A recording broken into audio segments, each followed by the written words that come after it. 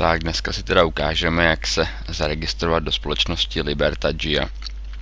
K tomu, abyste se mohli zaregistrovat, potřebujete tedy registrační link, který vám někdo jiný musí poslat. Tento registrační link u této společnosti slouží jako interní pozvánka, bez něho se prostě zaregistrovat nejde.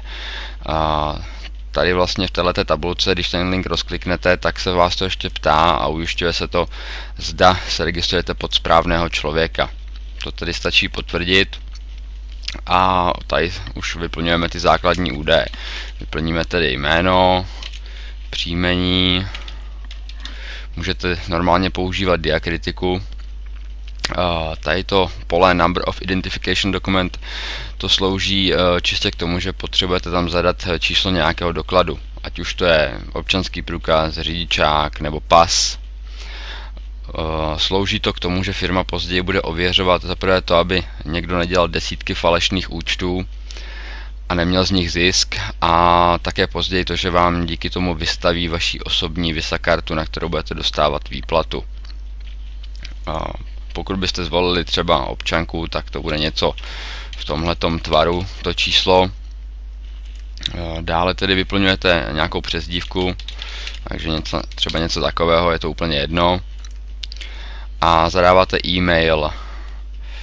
Jelikož většina lidí se registruje přes Google Chrome, tak tady u toho prohlížeče je tam jeden problém, většinou tam blbne vložení zavináče, takže pokud máte numerickou klávesnici, tak to tam vložíte přes levý alt plus 64 a jinak vám to půjde jedině tak, že skopírujete celý e-mail a vložíte ho tam pomocí pravého tlačítka myši. Jo, tady teda ten e-mail ještě jednou potvrdíte.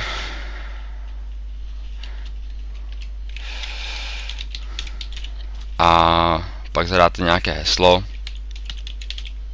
Potvrdíte i to heslo. A už jenom opíšete tenhle kontrolní kód z toho obrázku.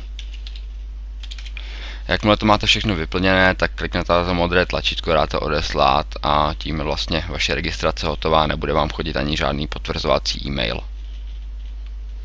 Tak, to by bylo teda všechno, já myslím, že vám to nebude dělat problém a můj registrační link naleznete v popisu tohohle videa.